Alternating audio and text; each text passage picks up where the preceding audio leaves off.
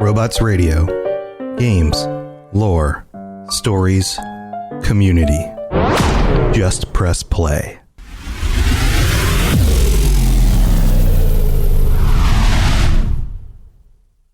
This show is brought to you by our patrons at patreon.com/ElderScrollsLorecast. Robots Radio presents The Elder Scrolls Lorecast. Welcome to the Elder Scrolls Lorecast, a place where the Elder Scrolls community can come together to discuss the boundaries of our knowledge about the universe of the Elder Scrolls. All right, everybody. Welcome back to the show, adventurers. I am here with my co-host, who is now my regular co-host, Lotus of Doom. Welcome, Hello. Lotus. How's it going? Things are well enough that I'm here. I was going to say, internet issues aside, if I suddenly disappear, it's because my internet completely self-destructed, but hopefully that doesn't happen. Yeah, but so far so good. And I am your host, Robots, as usual. And the two of us are here live. It's Thursday night. It's 10 p.m. Eastern, 7 p.m. Pacific. It's probably other times, other places across the globe. And we are here live with our patrons this week because this is the end of the month patron episode. Welcome, guys. How's it going? We've got our regular cast of characters here. We've got let's just go down the line. Bob, welcome back. How's it going? What up? How's it going, everyone? Glad to be here. What up? And then Bridwin, welcome. Hello. And Lincoln, this is your double dipping this month, buddy. Oh yes, I am. Yeah, I'm jumping into both pools, both the Fallout Lorecast and I was going to say the kiddie pool and the other kid pool, but I don't know which one would be which. There's two kiddie pools. They're both nice. Yeah, they're both. Pick which one you want. They're small enough that you can have a foot in each. That's fine. Don't pee in either of them. Welcome. No promises.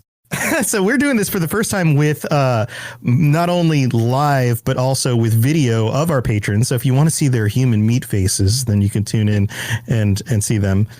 They're beautiful individuals. I could spend the rest of the episode going into the details of all the little bits and pieces of their faces. But instead of doing that, we are talking this week about mods and add-ons for Elder Scrolls games. So things like modding Skyrim or putting add-ons for ESO. Bob is shaking his head. What's up, Bob?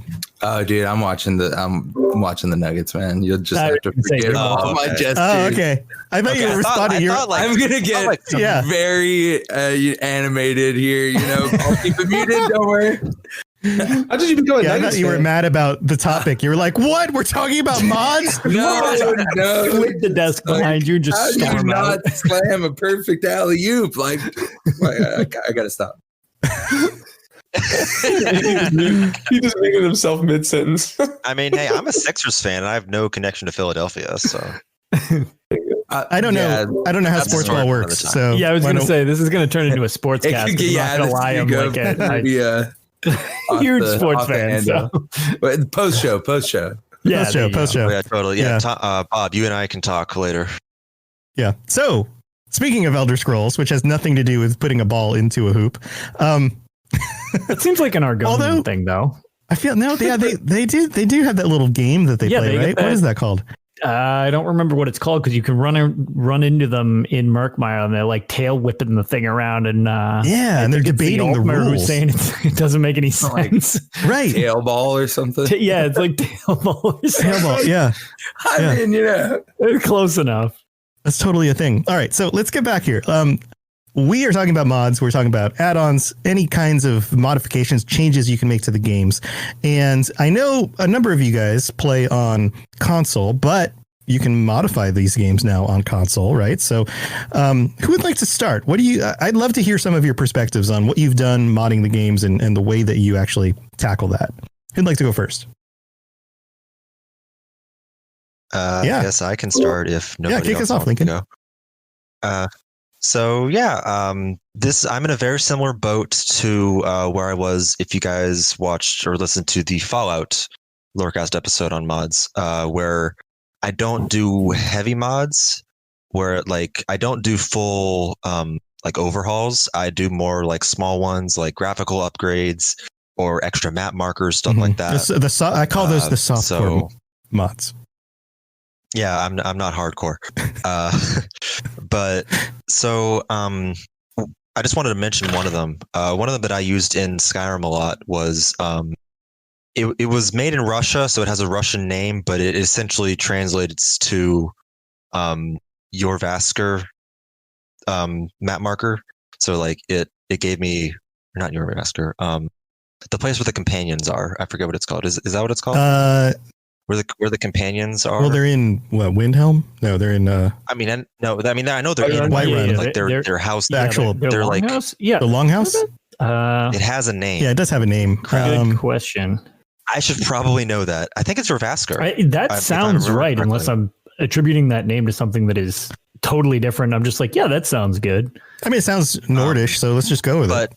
But that place didn't have a map marker, so I would either have to travel to Dragon's Reach, right, or the front of Whiterun, either way, and then I had to run to it. Mm-hmm. So I added an extra map marker. That was basically, for the longest time, the only mod I had in Skyrim. So that essentially took that was my also, first you are experience correct. in modding. It is your Vasker. I double checked. I remembered. Nice, nice. You did. Yeah, these are not words I think about very I'm often. normally not good with this sort of stuff. No, normally, it seemed right, but I'm like, what else is that? If your Vasker is not the hall, you are correct. It is your Vasker. Yeah. Yeah. So that was so convenience. So your go-to mod was like, I don't want to travel somewhere and have to walk 1 minute from one place to another. Yeah, I just want to go right into it. It saves me time. It does because the way I look at it is that overhaul mods, like the ones that even the ones of course the one we're probably going to bring up all the time is the Thomas the Tank Engine mod. Yes, the one that changes Classic. the dragons into Thomas. Yep. Right. While that's a fantastic mod and it's hilarious, that's not what the developers intended. They intended it to be a dragon. They meant for it to be the Macho Man mod. Or that. Oh yeah. Oh yeah. Oh yeah. The best thing about that is that he just keeps yelling, "Oh yeah." Oh yeah. But, amazing. Yes. Sorry, go on. But no, you're fine. It's fine. But adding an extra map marker, it doesn't change the way the game is played. It just saves time. Right. So, even mods or I guess it's more of it's not a mod. It's in the game. The where you can have Zelda clothing in the Switch version of Skyrim. Oh, yeah, I saw that. Mm-hmm. Yeah, it's like you have the tunic whatnot. Now that's more of an Easter egg, but they had mods like that in the first place before the Switch version came out. There actually were plenty of Zelda themed mods because, of course, if you've thought of it, it exists on the internet. But yeah, so basically just in ending, my experience is just more of a softcore experience where I don't completely overhaul. Right. We don't have to call that. I just thought I that would disagree. be a funny name. I think that really needs to be called the softcore experience. The softcore experience. Yep. Yeah. So that's a cool perspective, mods that don't break the experience, but make the experience more pleasurable. Yeah. That's not helping with the softcore theme. See, I like to enhance the experience. Go on.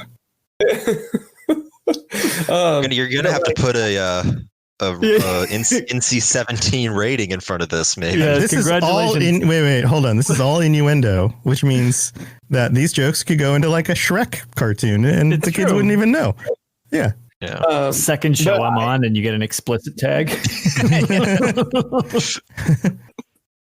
It's a good thing Bob's muted right now because he's probably cursing up a storm watching. Oh yeah, he totally is. He just dropped an F-bomb. I just saw it.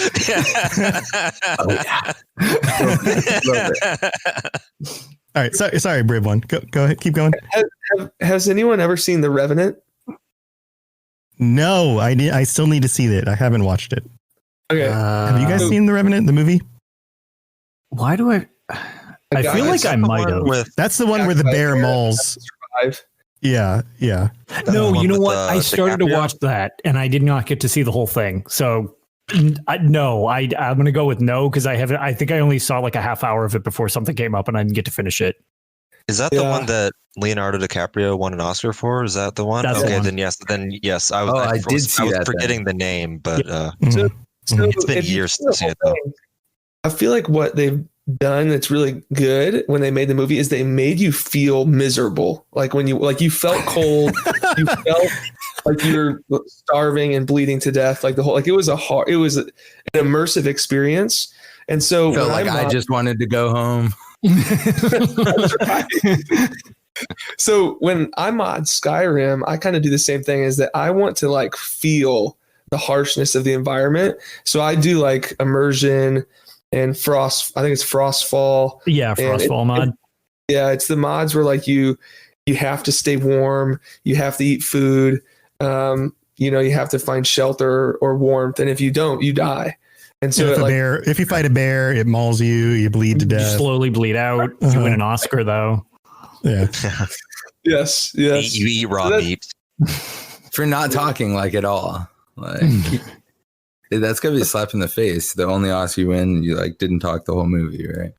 Yeah. I mean, sometimes, in all honesty, that's like there's a compliment to his acting prowess. Maybe but yeah, sometimes it's harder to show words when you're not saying or to without actually being show able up your to emotions. say, Because if he was side note here, if he was just by himself talking to himself, that'd be kind of weird. Like I know everybody talks to themselves, and like you might, Does everybody talk to themselves? Okay, if you don't talk to yourself, I know you talk to yourself, weird. Tom. Calm down. You have like 8 different shows. Yeah, I was gonna say I've heard I never just sit and talk to myself. You're crazy. Well, my buddy bot. Oh yeah, you have a whole character. One character. Oh yeah, that's right. There's the old man. There's the old man. Yes, you called my name. Yeah. I have multiple characters with which I use to talk to myself. So yeah, I guess that's fair. Multiple personality disorder. All right. No, I'm kidding. So let's go back to Brewbun. So you're saying you create a more survival experience, kind of like any of the survival games that came out, or the what is it called, survival mode in Fallout, wherever that mode is, realism mode. Survival, or I believe it's called hardcore in New Vegas, I believe. But oh yeah, that's right. It was hard because there was hardcore in Vegas. Yep, that was unpleasant. Oh no, that's what I love doing. That's I did not like the bullets had weight in that game when I did that. That was my complaint. There was like, my ammo is so heavy. Right? Yeah. That was an issue.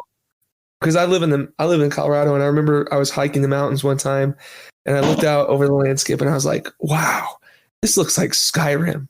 And I was like, instead of being like, wow, this is beautiful, that's when I knew that it was too real. Yeah. So these graphics are too good. Yeah. Technology has finally caught up to real life. Yep. But in ESO though, I'm more like Lincoln, where I'm just have a bunch of map marker add-ons and totally. quest add-ons and sky shard add-ons, and we'll get to add-ons. I was going to talk about mods first, but we will get to add-ons. Yeah. Let's divide the two. Let's go with mods first and then get to add-ons. Yeah, because they are functionally different. They're more only quality of life for the most part. Because they are limited, because it's an MMO and they don't want you to break the game for everybody. Yeah, you can't just turn on God mode type of thing. Right. Or become Kermit the Frog and Thomas the Tank Engine. Yeah, right. Exactly. Yeah. More like Ball. Thomas the Tank Engine starts dropping anchors into instead of that Tamriel. Loud boring sound, it's just like a giant engine going down. Yeah, totally. Yes. Yeah. Every time you hear the woo woo, the anchor is going to drop. It's an anchor. Oh no, Thomas the Tank Engine, so evil. Oh, all right. So you create like these like survival versions of the game. Have you actually finished a game like that, or do you just kind of dabble for a while? And I myself am more likely to just dabble for a while and not actually finish a playthrough when I do something like that. But do you carry it all the way through? Yeah, and that's like how I'm playing ESO right now, and it's actually kind of hard. Like I'm literally just playing the entire game, doing every quest of every zone, getting every sky shard. Like I feel like I have to do that. It's kind of like OCD. And so yes, I would make the game extremely hard, survivalist, and then have to play through all of it. Wow, that's tough.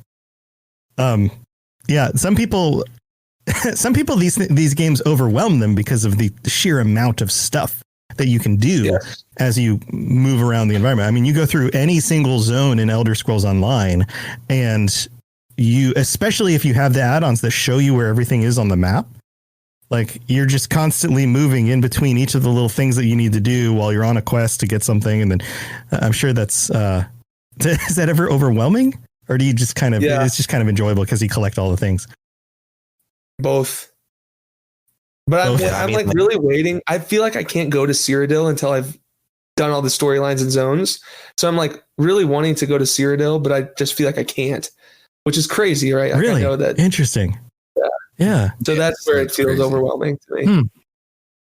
Huh. Or it's kind of like jarring to me whenever I finish a zone. It like I get all the books, I get all the things, and then I go to a new zone, and then there's like 5,000 map markers, and it's like, oh, I got to start all over. So crap, all this stuff. I just cleaned up that last zone. Everyone's just leaving their books everywhere. These games are so much work. Yeah. Interesting. My wife, every time I say my wife, I think of Borat. She enjoys games because she enjoys collecting things. That's kind of her most enjoyable gameplay loop, you know? But for me, it's about exploring. So I'm more willing to, even when I have the mods or the add-ons that leave the little map markers, I'm more willing to just say, I'm going to go that way as far as I can and see what's over there, find the boundaries, find all the, I don't know, the meaty bits. Because if the map marker says like, there's a sky shard there, then I'm like, I know it's a sky shard. Now I don't need to go find out if it's a sky shard, you know? But if I find like a dungeon or, like a part of the map that looks hidden, then I feel like, oh, I need to explore this. There's something maybe in here. And I think that's what's also enjoyable about some of these games. I feel like there are places in Skyrim where you think there's going to be things and there just isn't. Like locations on the map or dungeons where you kind of really you find like a little cave somewhere and there's just like nothing there. Which kind of makes it feel realistic because not everything in life just has like, oh man, this is a quest marker. It's like, nope, this is a rock. Like it's a rock and it's covered with other rocks. Like, and in ESO, like you find an empty cave with like a weird looking rock and it's a quest that you just haven't hit. Oh yet. Yeah. It's much more structured into being like, It's like, that just happened to be a cave. Yeah, there was a bear in it, but the bear just had some bones and some like leftover crap on the ground. Like there's no treasure chest, there's no hidden letter, there's no story. And I love that stuff, but I also love the not being predictable. I like how some of the quests are dead ends too, though. Like even like to what you said with like the paper or something like, oh, I found a note. That could be it. That could be the extent of it. It's like, oh yeah, this person went in a cave and they died. There's not a quest. They're dead. Like, right. Or sometimes it's like a letter to their wife, but they were like traveling from Cyrodiil, so like you can't access go them. there. You can't Like, you can't go to Cyrodiil in Skyrim. So it's like oh, I love you, whoever. Like I'm traveling to Skyrim in order to prove my love for you. I will return soon. And it's like, nope, sorry, you didn't make it. You're not. You got a blood spattered note. It's like, oof. Well, unfortunately, this ended. Yeah, that's good stuff. Cool. Ribon, any other thoughts on modding before we move over to Bob, who is completely enamored right now with basketball? No, not yet. It's still halftime. Take away, Bob. Oh, so you're this emotional about halftime? They play highlights and it reminds me of things. Some intense commercials. Wow. Hey, wow. This bacon has a sad face. It's intense. Anything else, Bob? Or Ribon? Not at all. Cool. Okay. All right. Bob, what's your experience with modding? Pretty much absolutely nothing at all. My first experience was with modding was that like Skyrim like special edition. They're like, oh, the console players, we're gonna throw you a bone. We're gonna let you mod stuff, but like not all the mods, but like, most of them. It's like, okay, well, I guess that's kind of cool. But then when you would mod things, it would be like, oh, by the way, you're not going to get any achievement points at all. So it's kind of a game breaker for you, huh? Yeah, because I was like really big on, I still am, not as much anymore, especially with Bethesda games because they can be so broken. But I was super into trying to like perfect them, get all the achievements on Xbox, bragged all my friends. That was a big thing in high school, So the mods kind of like were iffy for me, but when I finally got around to it, honestly, Skyrim never really that much, but I did mod a pretty substantial bit in Fallout 4 when I could, after I'd gotten a good deal of achievements, of course. But yeah, not too much in the modding. Skyrim, I guess probably my favorite one were some of the like Zelda ones, Master Sword, Epona. There was one really sick one because like, you play Skyrim for so many years and then they're like, here's this new Skyrim and you can't do anything that you did before. Like you have to start over. And I was like, okay, that sucks. So there's this like cool mod that just lets you break the game and get everything you want. And I was like, okay, cool, I'll do that. I think I actually know which one you're talking about. Yeah, it was like one of my buddies with every pieces of gear. And I was like, yep. This is cool. Yeah, it's just a chest like right out the gate. Yeah, so it's like, it's like here's Daedric armor. Yes. Now I am back to at least where I was when I finished Skyrim, but the whole world is open for me to do the stuff over again. So then I never played it. I feel like that Scrolls Online. Yeah, I feel like that's also a start to a lot of mod stories. It's like, I finally got these 87 mods to all not crash my system, and then I didn't play the game. It's like I spent so long getting it to work that it like killed my drive to play it. I've heard that from so many people. They're like, oh man, it's such a fine balance. You got to get the load order right. And by the time I got it working, I was over the whole situation. I just didn't even play. I was like, what? Okay, well, that was 40 hours I could have been playing the game. Yeah. I definitely love to be able to mod like Oblivion and go back and like try and mess with that, or even like New Vegas. Like both of those would be really sick to go back and like improve a bit and go through. And when I was trying to play Daggerfall and didn't get out of the tutorial dungeon, I saw there was I did the same thing. Yes. Don't worry. Yeah, it's the best of us, right? So I saw that there was a mod for Skyrim that's pretty much like most of Daggerfall, just very, basic looking stuff, but probably as basic as Daggerfall looks in the first place. And it had like the story and like generic characters and stuff. And I was like, well, that's pretty cool. And then it was like, it's on PC only. I was like, that's when I was on console. I was like, okay, well, thank you. I want to bring up something where I haven't experienced it myself, but I think it's a fantastic project. It's the projects where like they try to recreate like Oblivion in Skyrim or Morrowind in Oblivion. Or something like Oblivion. Skywind. Yeah. Yep. Like I think if they can do that, if then they don't get sued by Bethesda, or then they're forced to stop. Yeah, luckily they're pretty on board. Like I know that sometimes like these like love projects, projects can get like love products. Softcore love products. Softcore love products. That's the name of the episode. Please no. Softcore modding. Softcore love products with our patrons this week. Yeah. This is okay. Give me your money. We'll make it worth it. We promise. I have some ideas for merch, Tom, but I can't say them on the air. I don't think Teespring lets me make that stuff, but I can check. But yeah, like I think that like Sky Oblivion is like a fantastic idea because there are definitely pluses and minuses to each engine or each game's mechanics, but then you want to experience the world of the other game but with the mechanics of the different game. So right. Yeah, I just hope they eventually get to release some of those because they all seem like they're just never ending projects. Yeah, like by the time Sky Oblivion is done, Elder Scrolls 6 will be out, so and they just start all over making making Skyrim in the Elder Scrolls 6 engine. That's what happened with Oblivion. Oblivion came out, and they were like, "Oh, let's move Morrowind over to Oblivion." And then Skyrim came out, and then they were like, "Oh, let's do it in Skyrim." Like, I've never seen a project like this complete finish, or at least get to a mostly playable state. You know, no, they did have a.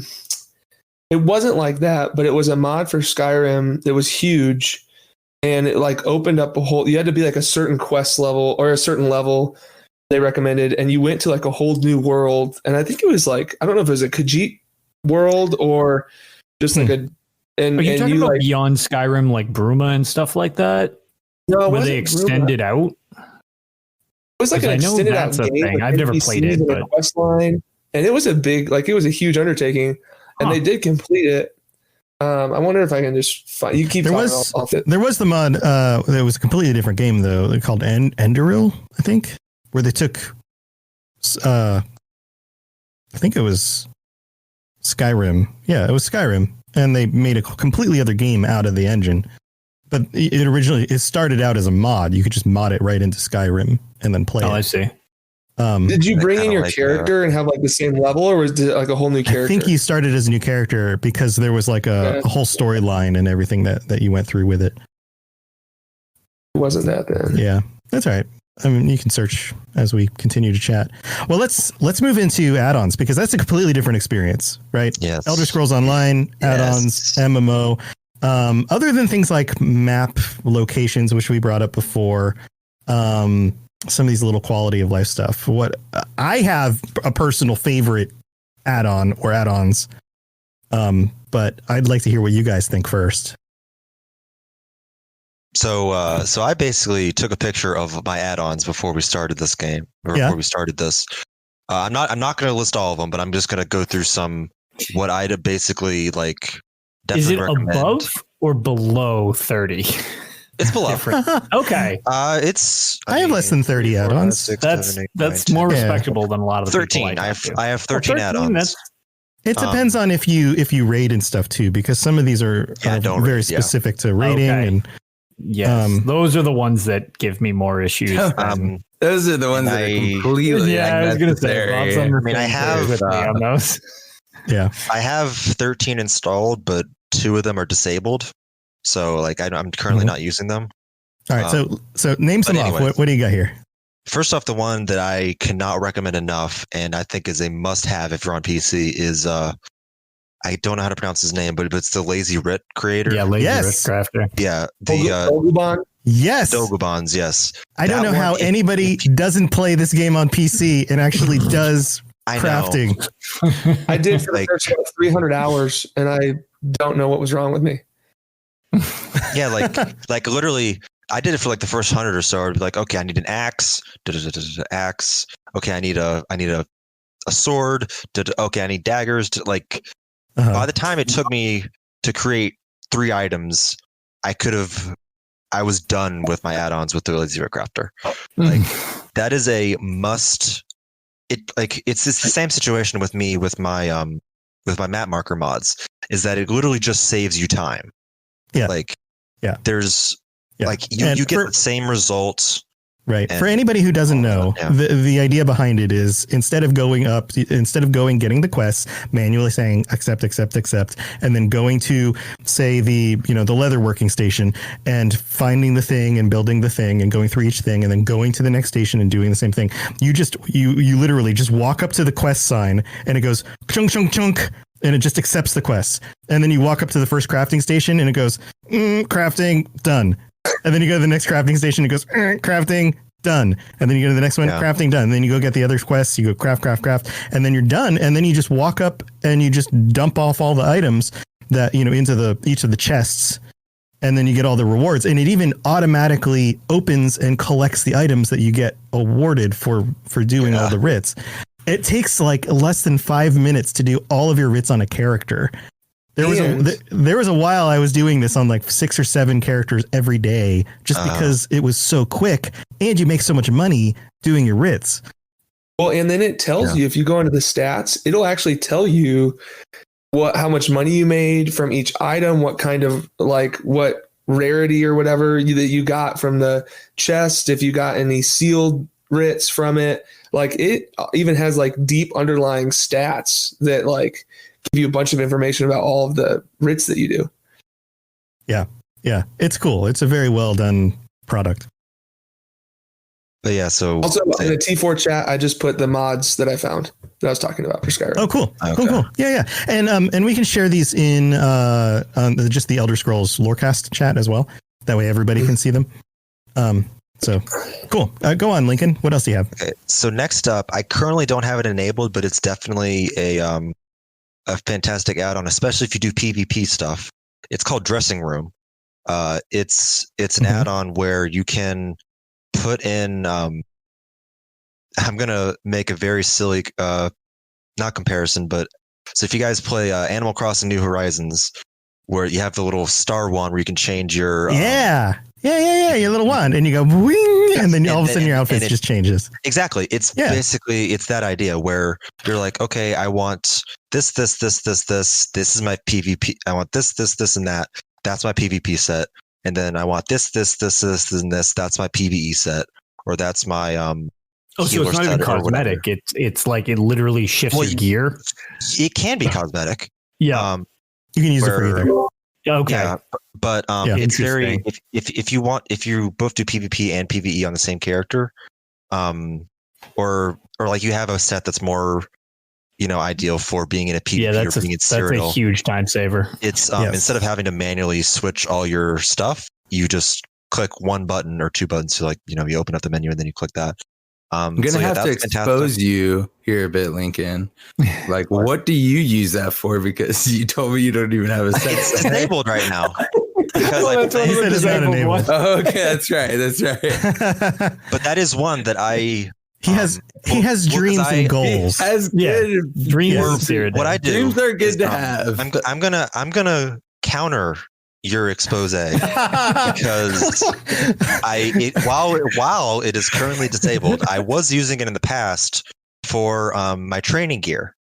So like having training gear, and then I can switch it over because I believe you can set it up to where like you put it in the bank and then you can like take it out of the bank. Or take the gear out of the bank rather, so you can put it on any character. So like it's like, oh, this is my training gear, and then once I got to level 50, I was like, well, I really don't need this training gear anymore. So I think we've also updated the name of the episode to Counter Expose: Softcore Pleasure Products or whatever that was. Perfect. Softcore love products. So Lincoln, though, I have into the story. Okay. Well, some of my problem with some of these mods, like I really want Dressing Room, but I play on my PC with a controller, and I've found some of them don't work right. Yeah. Yes. So does like Dressing Room work with a controller? Do you know? I don't know.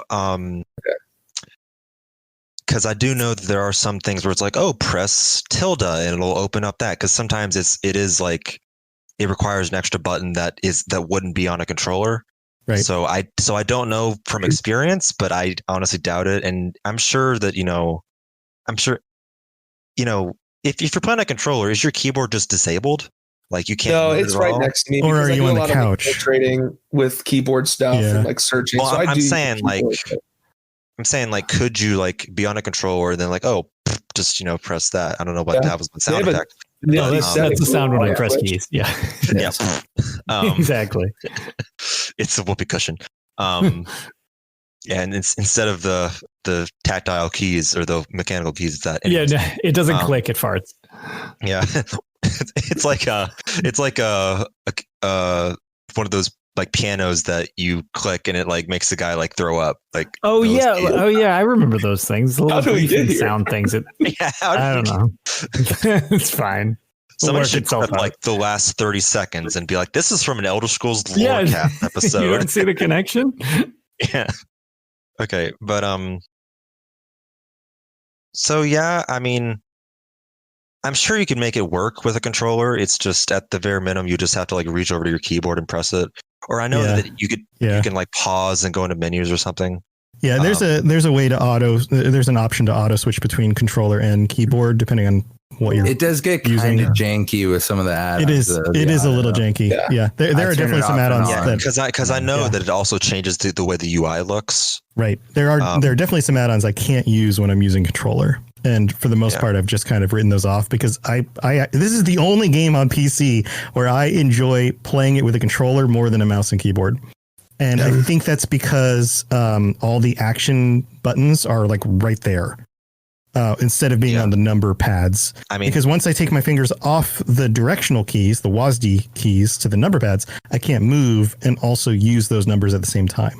When are you going to get a gamer mouse, bro? Like, come on, man. No, I mean, I have one.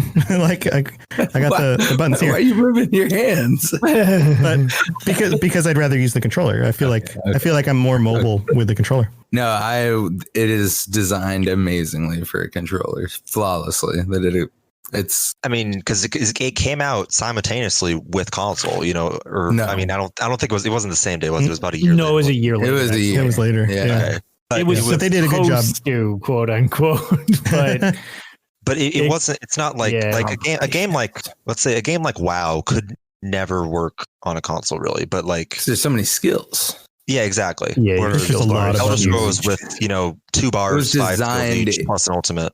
Like ESO was designed like with a controller in mind. So I think that's why they went with like 5 skills on 2 bars. Mm-hmm. It works. I mean, that's interesting. And I mean, there's definitely benefits to controllers / benefits to keyboard and mice too, specifically with the precision with the keyboard and mouse. You could just highlight a thing. It's a lot easier than trying to drift over. But it's I don't know, with some forethought, it's amazing what you can really force a controller to do, because there's just games that I play that straight up are like, no, they don't support controllers. It's like, don't tell me what to do. And I've made it work totally fine. It just takes a little work sometimes to get like 30 different functions mapped to like 9 buttons. It's like, ooh, there's a lot of hold a thing to trigger a different thing type of deal. Yeah. Mm-hmm. Okay. Yeah. So what other odds are your other add-ons are your I like go-to ones? I want to do a little bit of a rapid fire here of just quality of life ones that just in my opinion make it a whole lot better. So one of them, it's called auto recharge. So when your weapons run out of charge, you have to put a soul gem into them. That one does it automatically. Oh, nice. Whenever it gets below, you can set it to a certain percentage. I just set it at 0. Mm-hmm. I'm going to search these while you talk about them. Bug eater. Whenever a bug comes up, normally it would, have a little error screen on screen. This one just puts it in the chat. So, it doesn't pause your game whenever there's an error. I just like that because it just, whatever. Yeah, sometimes mods, especially the ones that drop lots of icons on the minimap, trigger bugs pretty regularly. Because speaking of minimaps, that one is also one of the one. The one I use is called Minimap by I believe it's pronounced Fraken. It's like Franklin with like that. But so that's the minimap I use. There's a bunch of minimaps that out there. But if you're on PC, a minimap is almost required, in my opinion. I don't use a minimap. I don't like it. Maybe not required. You don't like it? Wow. But I love it. Like, yeah, it does take up some of your screen. This was one of the first things I added on was a minimap. Yeah. And I played for a while without them, but it is a lot more useful when you have It's them. like super unnecessary, but I enjoy having it even after coming from console. It's just like sometimes there's just that one thing that you don't want to open up your map for. You're like in town and it's just like right there, or you could like see your group members like on your screen right there in your minimap, which is kind of nice. Well, I know you mentioned you didn't do trials. I don't know how involved you are with like some of like the end game dungeon stuff, but having a mini map would literally change the design philosophy of how you would do some dungeons. Recently, when we were doing Frostvault hard mode, and you get turned into a Skeever-tron robot thing, and you have to like wind through these tunnels. Yeah. There's cues on the actual floor for like lights that you can use to navigate type of thing as a team, but you're timed as well. You have a 3-minute clock to disable 4 of these generators. And if you had a mini map where you could see where you're going, as opposed to like blundering around, same thing with Cradle of Shadows, where you have to bring up the map for the catacombs and put a waypoint marker in the middle, because otherwise you can't really navigate the maze too well without just like luck. So I could see like a mini map just being like, yeah, okay, walk this way. It's like, wow, that's a lot simpler. Yeah. I feel like I did the Skeever one. It's been a while, but I don't remember the minimap either. Either it didn't function correctly or it was too zoomed in or something. Oh, interesting. Unless you do hard mode too, you have all the time you want to do it. So there's no clock. If you put on hard mode, you're timed. So if you can't get to where you need to go quick enough, you just all wipe immediately. Yeah, but I distinctly remember having to pay attention to what was happening on the screen and not what was happening on the minimap. Interesting. Yeah. Okay. Well, then maybe it doesn't work for that situation, because that was one of the ones that I immediately thought I was like, oh, that might be handy. Yeah, there are locations that like the minimaps, because the minimaps are add-ons, they aren't 100% functional. Sure. So sometimes you'll like warp to a location and it'll just jank out, and all of a sudden you're like, it's like you're in the middle of the ocean, and it's like I'm not in the middle of the ocean, but you don't know where I am. Yeah. Right.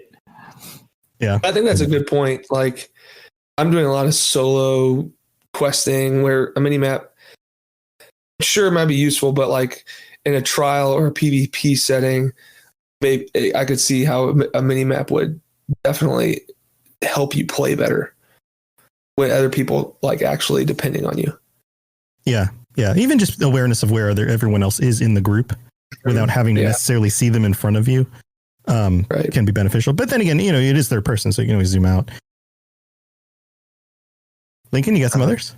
I have a subtitles add-on that I use. It's called a Harvin subtitle add-on.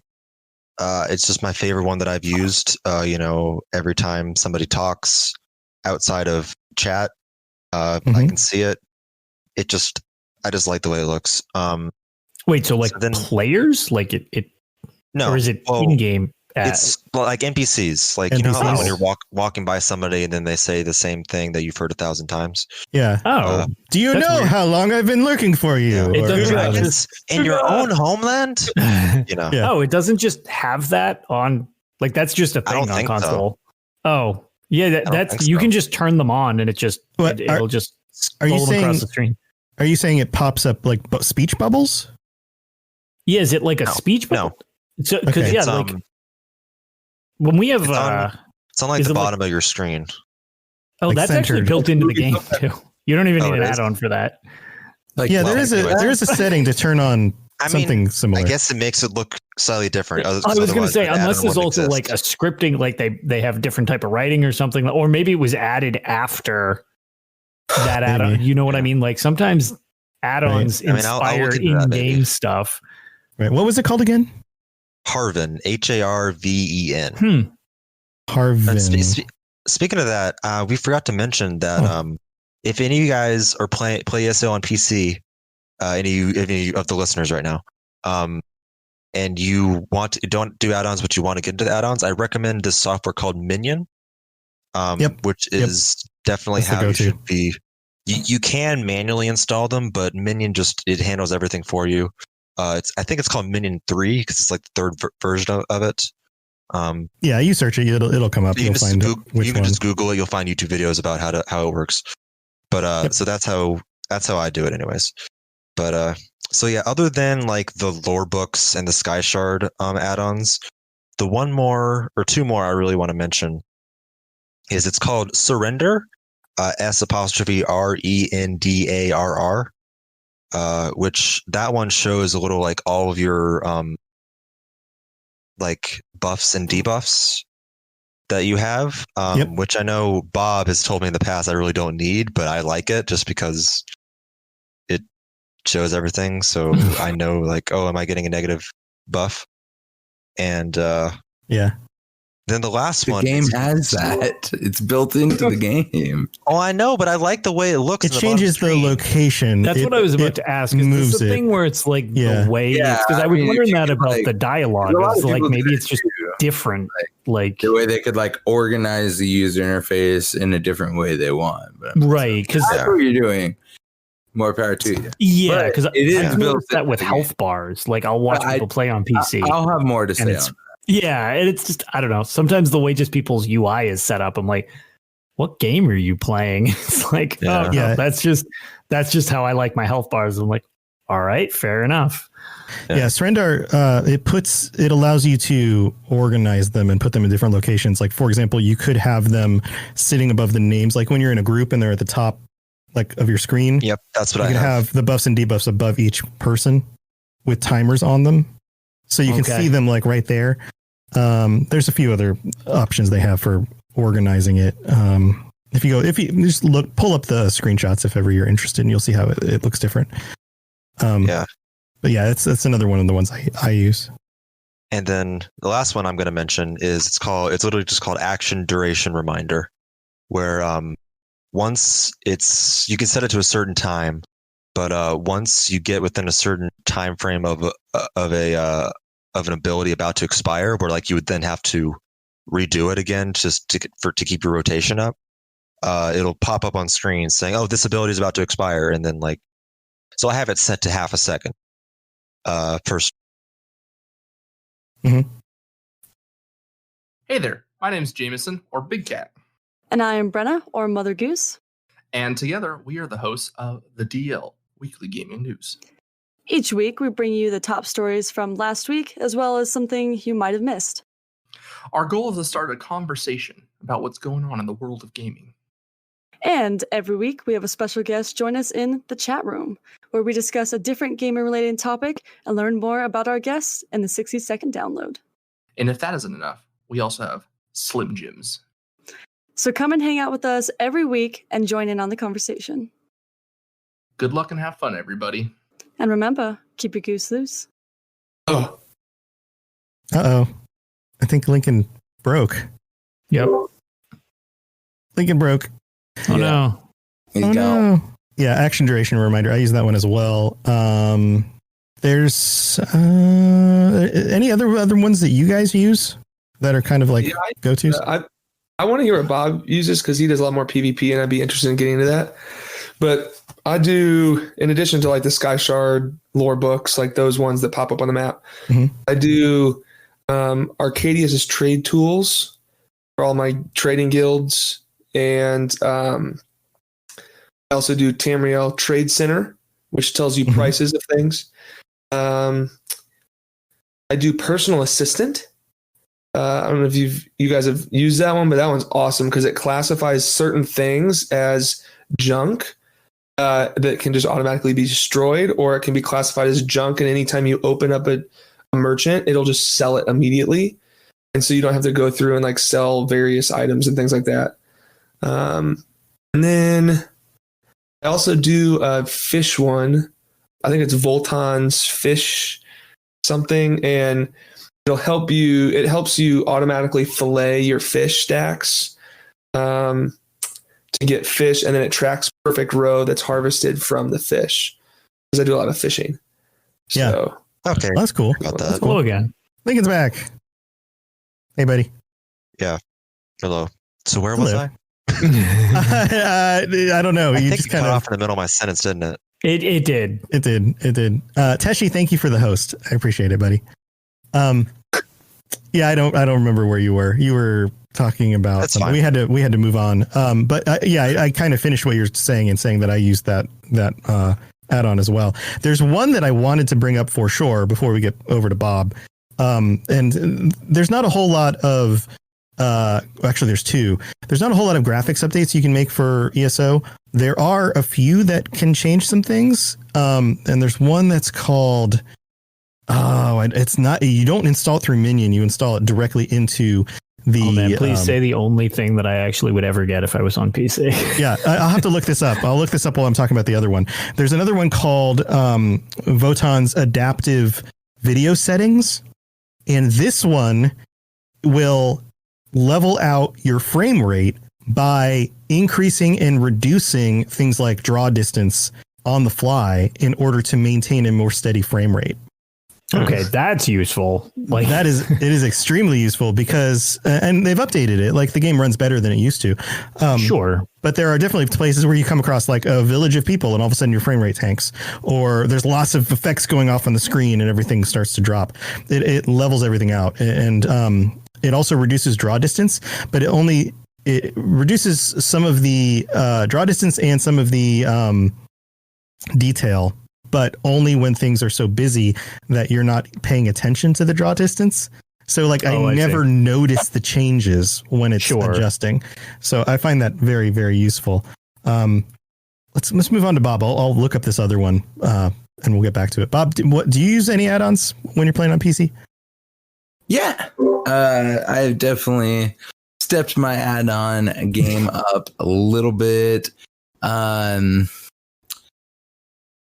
Like, I definitely try not to. I'm trying to bring out my folder here. Okay, here we go. So I try not to do too many, and like I really don't like ones that infringe on like the gameplay and stuff. But unfortunately, Bribone, I have not even got into PvP at all on PC. So, oh wow, yeah. What? I'm not. Where's Bob, and what have you done with him? I don't go in there. I don't go in there. That's for sure. I think I ventured in there once, and I was in, all light gear, the stuff I'm working on for PvE, all divines. And I think I just like died on my horse from 3 snipes before I even knew what happened. I was like, I'm done. That's what happens to me because I spend so much time doing like PvE stuff. Yeah, that I'm never decked out for PvP. And when I do try to do PvP because they have like an event or something, I walk in. I'm like, oh, I've got all this yellow gear. I'm all set. I've got I tear through enemies real quick, and then all of a sudden, dude rides up and it's like burp, burp, burp, dead, and I'm like, oh, okay. Yeah. Not to be a jerk, but I love when people do that. Yeah. That's my favorite. Yeah. I don't have the gear spec'd out for it. So, but I will definitely be spending a vast amount of time in Cyrodiil on PC because they're going to be live testing for the next month, 2 months almost, the AoE stuff in Cyrodiil, and the entire time testing is out, double AP will be freaking rolling. That was as subtle as mine. Yes, that was good. Basketball, man. It gets me. Anyways. Yeah, so double AP for like ever. It's gonna be so awesome. That's just a PC thing, right? That is just a PC That's what I thought, because they can't do on the fly testing like that on console. Okay. But I'm going to try and take advantage and gain some AP on my character, try and get a rank that looks a little bit significant. But Bob, we need to talk. I need to get one of my characters decked out for PvP. Let's do it, man. I'll get you decked out. We'll be running in there. But yeah, so I know that when I go into PvP, I'm definitely going to do the dressing room add-on that Lincoln mentioned. The action reminder one is actually significantly awesome, even coming from console, because there are certain, like, your wall of elements, for example, it's not something that the buff, like, setting you can turn on is going to tell you how long it lasts. You're kind of like, that's up to you in your head to kind of keep an eye on console. So it's nice for it to have its own little box and a countdown timer that has actually even helped me with my rotation, getting to the point where I can get a certain amount of skills off and then get back to my other bar right at the right moment, etc. So that's really cool, and I think that will come in handy a lot in PvP. So I'm excited to get in there and try stuff with that. I've seen some people have like this one where it like highlights your group members all over is really popular for PvP players. And that looks like kind of superfluous to me. But I mean, I do have also, since it's just PvP, and I was going to talk about it anyways, because I think it's super freaking awesome. I mean, these are the kind of add-ons that I like, but it's just this like little kind of icon that you put it in. I have it in the corner of my screen, and it has your alliance rank and your little faction logo like DC, and it shows my rank, and it counts like as you go up your AP, it just keeps going up. And that's something, you know, you got to go like into the user interface and look at your Cyrodiil, you know, ranking. I mean, it just saves you a little time, so that's cool. And then outside of that, one add-on that I've found that I really like is I think it's called Gray Skull. And it is just pretty much a little box, and it tells you exactly what your spell or weapon damage is at that time on your bar.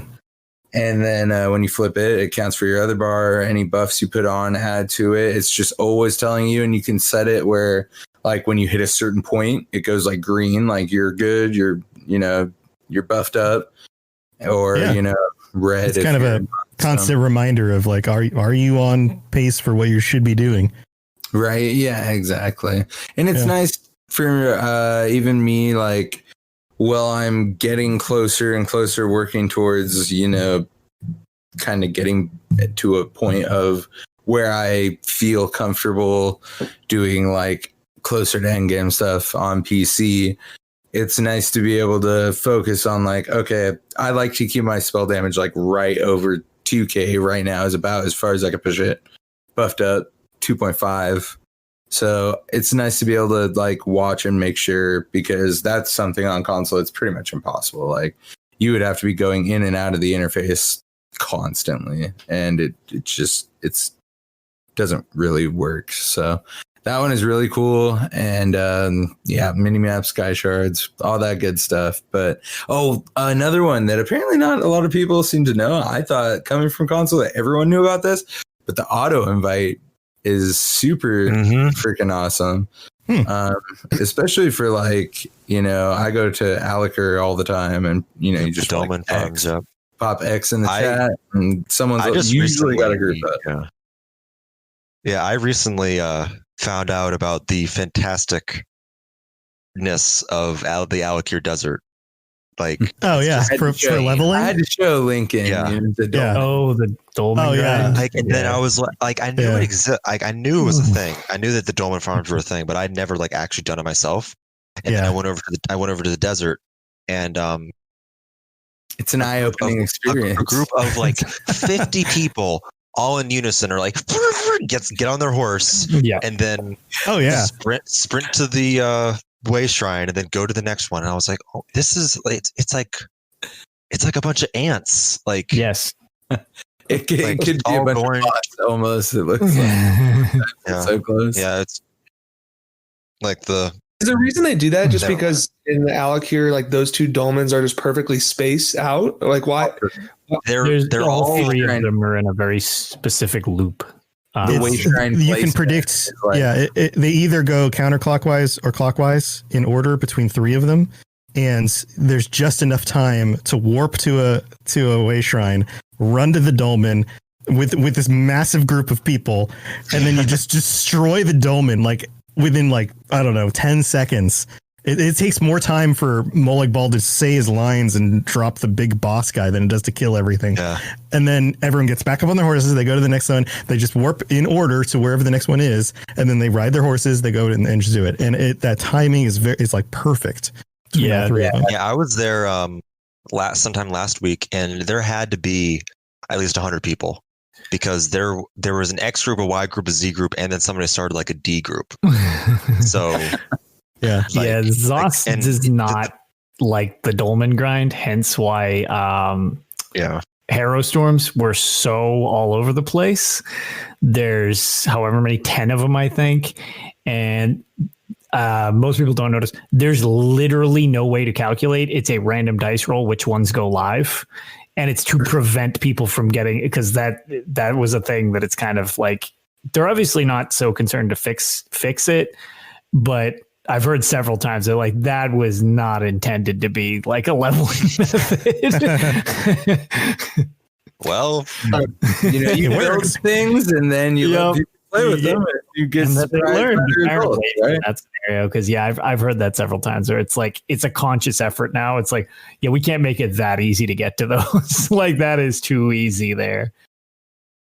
Yeah. So there's one more that I have, and that is the assist rapid riding, and that is amazing. You hop on your mount, throws rapids on your bar. It's just automatic. Yes, automatic, bro. It is the most amazing thing ever created for any person. Like, it's pretty much cheating in my book. I was gonna say pretty much. I mean, you shouldn't be able to do this, but whatever, man. That is like as far as I'm gonna go.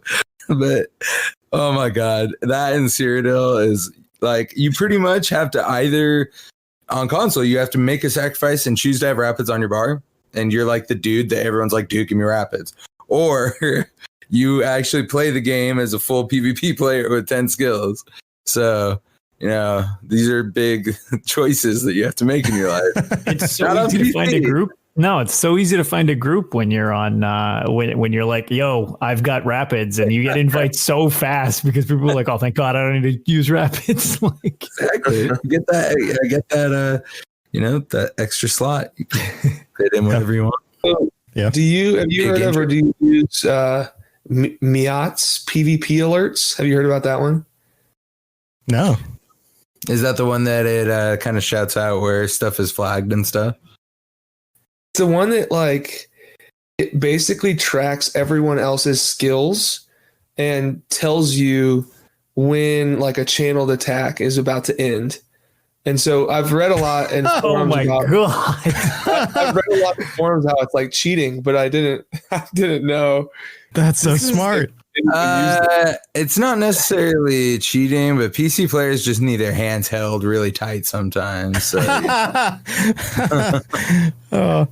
I didn't say it, but I would have. So oh man, I appreciate it, Bob. Oh my! Hey, they could come kill me in PvP because they can see what my stuff's channel is going to end. That's crazy. Just to hear that. That's pushing the border for sure. I mean, it's good enough that it's going to tell you when to take your own potions and cast your own spells on time. Like, do you really need it to also watch the other person for you? That's intense. It's intense. That's great. So, the game also, like, just play itself for you. And for you, and you just watch. You just watch it. Yeah, autopilot itself. Drives around. Yeah. I'm good at the game. I'm just kidding. So here, we're getting close to the end of the episode. The last one I wanted to bring up is a Sweet Effects preset. Do you guys know what Sweet Effects is? It's a way of affecting like some of the graphics of a game by more particles. It doesn't actually change the in-game settings. It's more like overlay filters that can do things like increase contrast or make textures look a little bit sharper through some sort of filter. Okay. And there's one called Sweet Effects Heroic 3.11 Realistic Preset. There are several of these. This is the best one I've found. It's actually one of the older ones. And there's a balance setting, a heroic setting. I use the heroic setting because it makes all the textures. It's like a synthetic way of making the textures look sharper and more detailed than they actually are, but I like the way it looks compared to the base way it does with the added contrast. And this is one of those things. If you turn this on and you play with it and then you turn it off, the game looks faded. It's as if there's just kind of this faded gloss over everything, and then you turn this back on again, and all of a sudden everything pops. It's like the saturation, the contrast, everything pops a little bit. I've had people comment on my videos and just be like, "Wow, your game looks amazing. How does it look like that?" Interesting. And it's just this little setting. Then there's a super heroic setting where I don't know if you've ever played with like Photoshop and over sharpen something, and it looks like there's artifacts and stuff in the textures. I don't like that one's too much. The heroic one is just right. And I put a link in the chat. Sweet Effects Heroic 3.11. You just drop it into one of your install folders and it will just automatically load with the game. You can't run it through Minion. It actually has to replace some of the files, or at least load alongside some of the files or something. Crash your game? It's never crashed my game. Here, take a look. I'm going to share this in the chat.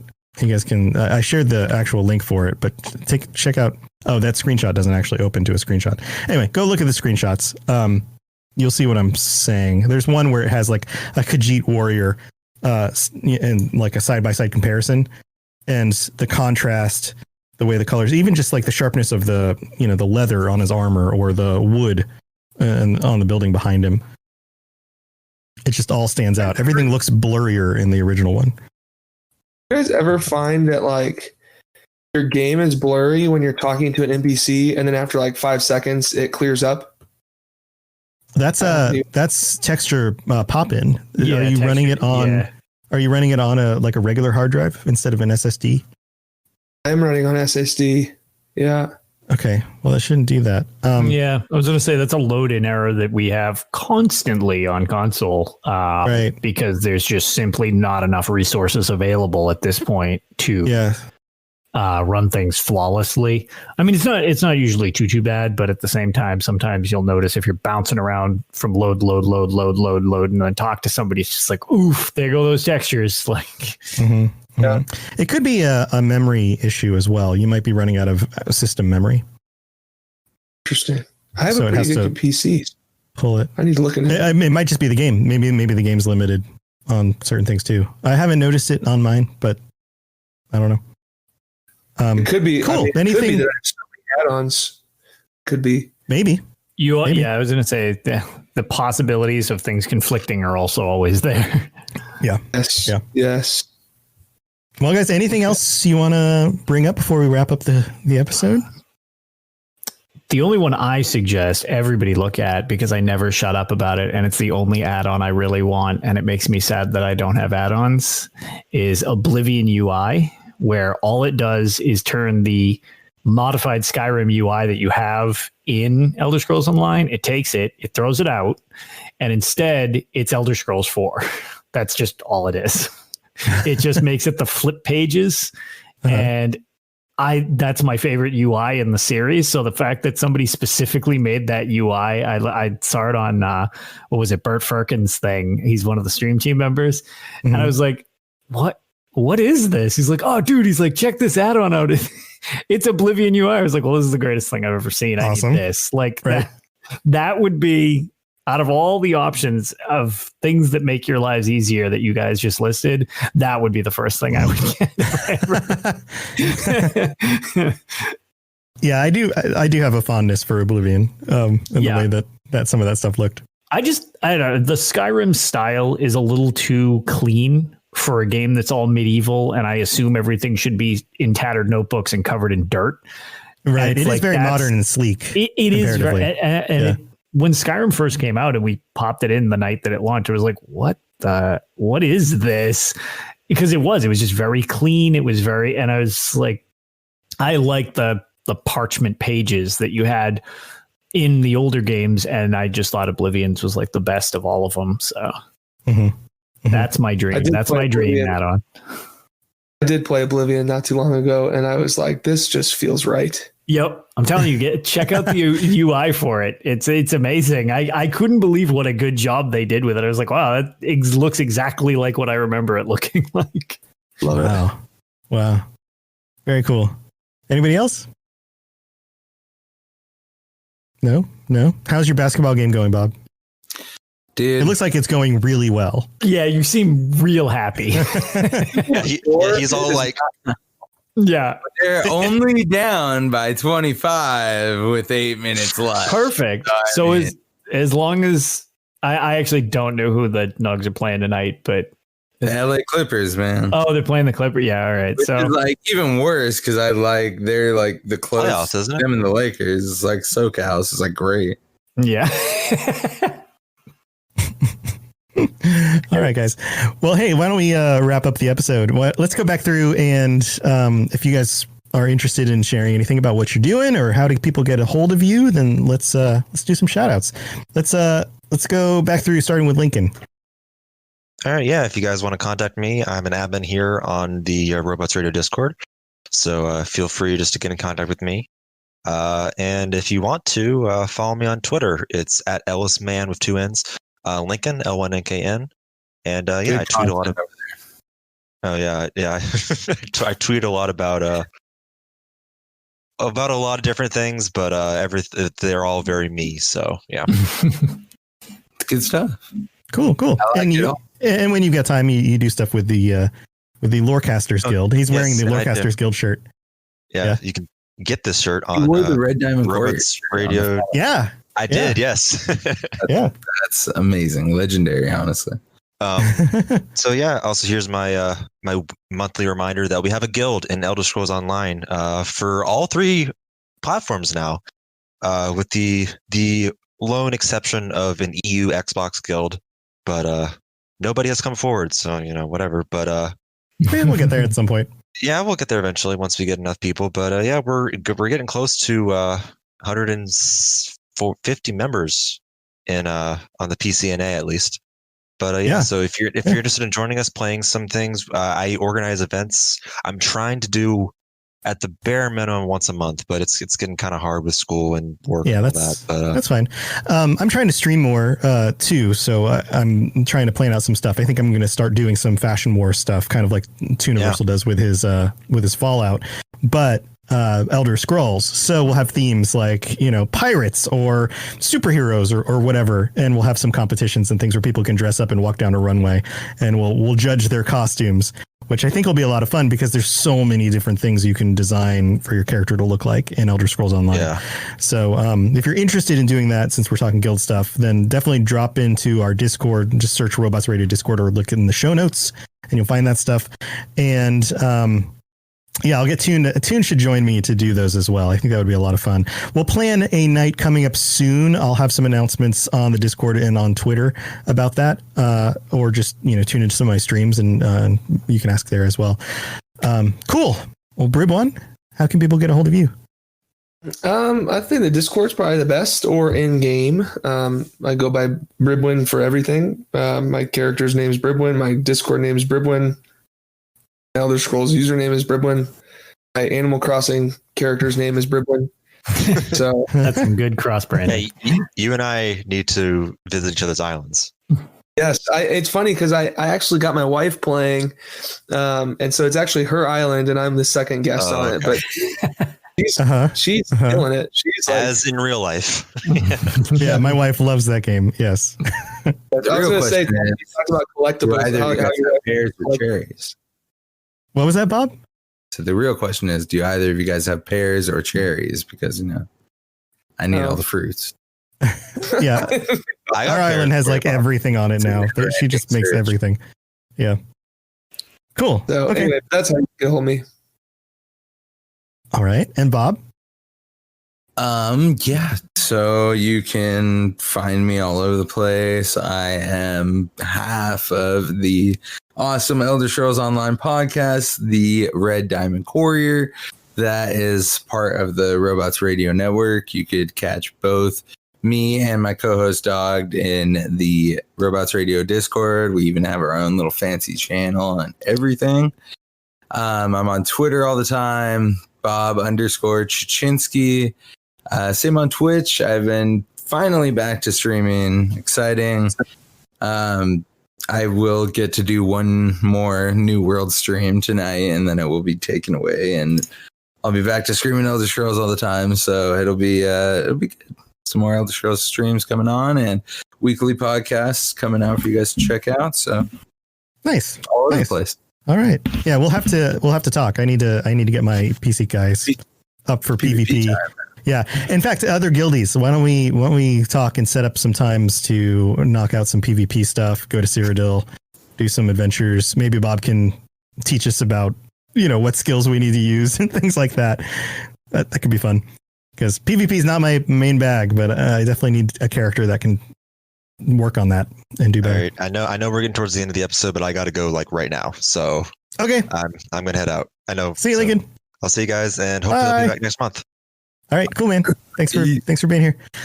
Cool. All right. Well, Lotus, how can people get a hold of you? Yeah, I'm Lotus of Doom on Twitter. I try to remember to check Discord, but that's a mixed bag. I stream over at Lotus of Doom on Twitch, and then the other podcast that I'm part of, besides now apparently being a consistent joiner of the Lorecast, is the other podcast that I'm part of as one of the hosts of Tales of Tamriel over at the Dungeon Crawler Network. So it's just one big happy family now of everybody all making podcasts together. So hey, why not, right? Yeah, exactly. Why not? We got to stick together, man. Exactly. With summer falling off, we got to. I was going to say, the landscape has changed quite a bit recently. So we're kind of the remaining beacons until things flesh themselves back out and people reorganize into their new situations. So, yeah, but we're not going anywhere. We're going to be here, and we're doing this regularly. So thank you for everybody for tuning in. You guys know how to get a hold of me. You can send me stuff on Twitter or on the Discord or wherever. Also, please remember that this is live on Twitch at twitch.tv/robotsradio every week, Thursday nights at 10 p.m. And I'm going to be streaming some days during the week in the evenings, and then also some days during the week during the days when I get, once my son gets settled with this whole working from home school thing, I'll have a little bit more time for some of the day streams that I want to do. Otherwise, thanks for tuning in. We'll be back with a regular episode next week. And I guess I'll see you guys later. Thanks for being here. Have a good one. Peace. And now I'm going to play the outro music. Thanks for listening to the Elder Scrolls Lorecast. All sounds and music are owned by Bethesda Softworks or ZeniMax Studios, and no copyright infringement is intended. If you have something you'd like to contribute to the show, please reach out to us at elderscrollslorecast@gmail.com or on Twitter @ESOLorecast. If you'd like to help support the show, check out the rewards you can get at patreon.com/elderscrollslorecast. I really appreciate you listening, and I'd love to hear from you soon. And thanks to our patrons for support, especially our Tier 5 patrons, including Noodle Al Dente. You've been listening to a Robots Radio podcast. Smart shows for interesting people. Check out all the shows at robotsradio.net. Do you like adventure? Yeah. Do you like laughing? Yeah. Would you like to listen to a group of people you don't know play D&D and reference retro pop culture you vaguely remember? Excellent. You're going to love Committee Quest. We play D&D in the world of Amarin. We use adventure modules and supplements made by people in the community. We also have a sweet synthwave backing track. Come and join us on our adventure. Volume 1 has been completed. Volume 2 coming the end of January. You can find us on iTunes, Podbean, or wherever you get your podcasts from. In a world where solid-state electronics and vacuum tubes are still meta, people never stopped loving atomic-powered everything. A chosen 500 stepped inside a subterranean vault to be spared the nuclear horror of the inevitable Great War. 25 years later, they emerge after the fallout settles to retake Appalachia. Among them, two former rivals whose blood feud will tear West Virginia apart in their epic struggle for survival. Chad, a vault bro who has a strength of 15, an intelligence of 2, and is a complete wasteland dickhead. Simon, a complicated anti-hero who chooses light and hope, but accidentally becomes a cannibal, and wakes up naked and afraid with a Scorchbeast queen after a date goes terribly wrong. What? I mean, it's a wild wasteland, right? This dark humor radio drama will have you driving off the road and crawling out from under the fallout. 2 men, 1 wasteland, and so many nukes. Chad, a Fallout 76 podcast, rated R, now streaming on your holotape player podcasty thing.